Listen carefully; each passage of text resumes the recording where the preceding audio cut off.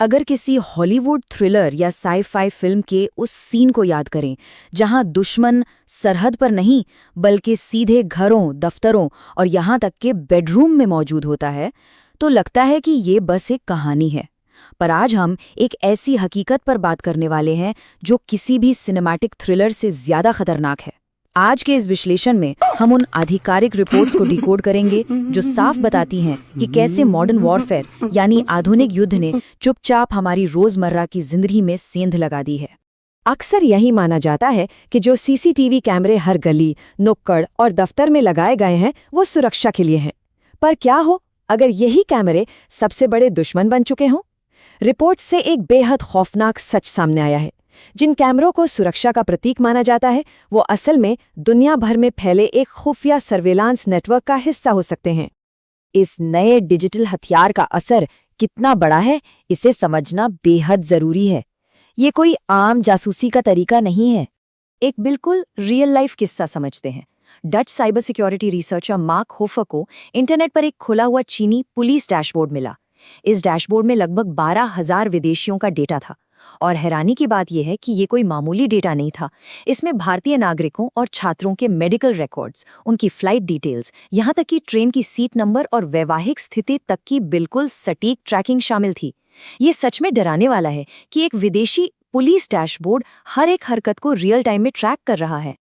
अब ये इतनी बारीक निगरानी आखिर क्यों हो रही है? इसके पीछे सीधे तौर पर चीन की एक नई युद्ध नीति काम कर रही है। ये सब कोई इत्तेफाक नहीं है। चीनी कम्युनिस्ट पार्टी और उनकी सेना की स्ट्रेटेजिक सपोर्ट फोर्स एक बेहद प्राचीन फिलॉसफी पर चल रही है। प्राचीन चीनी विचारक सुन त्सू का कहना था कि युद्ध की सबसे बड़ी कला दुश्मन को बिना लड़े ही हरा देना है।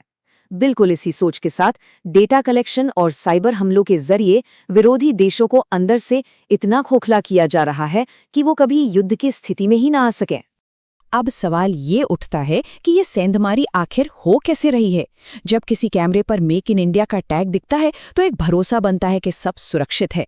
लेकिन एक्सपर्ट्स बताते हैं कि इनमें से कई भारतीय कंपनियों के कैमरे सिर्फ यहाँ असेंबल होते हैं। उनके अंदर का जो मेन पुर्जा है यानी इंटीग्रेटेड चिप्स जो इन कैमरों का दिमाग होते हैं वो आज भी ताइवान, हांगकांग या दुबई के रास्ते चीन से ही आयात हो रहे हैं।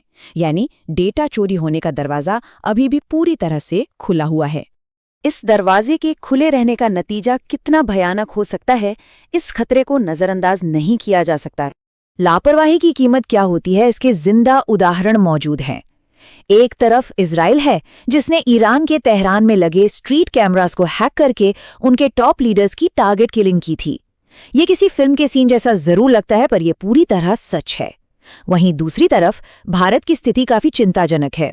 हाल ही में पता चला कि देश के खाद्य सुरक्षा के लिए बेहद अहम सेंट्रल वेयरहाउसिंग कॉर्पोरेशन के कई सीसीटीवी फीड्स इंटरनेट पर गूगल के जरिए ओपन पड़े हैं, जिन्हें कोई भी आसानी से लाइव देख सकता है। एक तरफ इतना हाईटेक साइबर वॉर चल रहा है और दूसरी तरफ ऐसी भयंकर लापरवाही। अगर लगता है कि ये खतरा सिर्फ बड़े सरकारी दफ्तरों तक सीमित है, तो देश के बड़े शहरों की तस्वीर और भी परेशान करने वाली है। डेटा बताता है कि दुनिया के सबसे ज्यादा सर्वेलेंस वाले शहरों में भारत के शहर शामिल हैं। हर 1000 लोगों पर हैदराबाद में 79, इंदौर में 72 और बेंगलुरु में 40 कैमरे लगे हुए हैं। तेलंगाना पुलिस जैसे कुछ फोर्स तो इस नेटवर्क पर फेशियल रिकॉग्निशन यानी चेहरा पहचानने वाली तकनीक का भी इस्तेमाल करते हैं। अब इस बात पर गौर करें कि विदेशी हैकर्स के लिए ये विशाल और अक्सर असुरक्षित नेटवर्क एक सोने की खदान से कम नहीं है। तो अब आगे क्या किया जाना चाहिए? इस डिजिटल ट्रोजन हॉर्स को रोकने के लिए कुछ बेहद ठोस कदम उठाने जरूरी हैं। सिर्फ कुछ ब्रांड्स को ऊपरी तौर पर बैन कर देने से बात नहीं बनेगी। साइबर एक्सपर्ट्स का साफ मानना है कि सबसे पहले पूरे देश के सीसीटीवी इंफ्रास्ट्रक्चर का एक पूरी तरह से पारदर्शी ऑडिट होना चाहिए।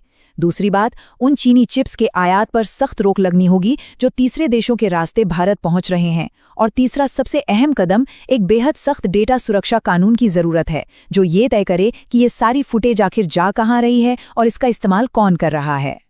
इन सारी बातों और तथ्यों को देखने के बाद एक बेहद गहरा सवाल पीछे छूट जाता है। इतिहास गवाह है कि हथियारों से लड़े गए युद्ध साफ दिखाई देते हैं और उनके लिए पहले से तैयारी भी की जा सकती है। लेकिन समाज के रूप में हम उस डिजिटल युद्ध से कैसे बचेंगे जो एक ट्रोजन हॉर्स की तरह बिना कोई आवाज किए हमारे घरों, दफ्तरों और यहाँ तक कि निजी जिंदगी के सबसे अहम हिस्सों में पहले ही घुसपैठ कर चुका है।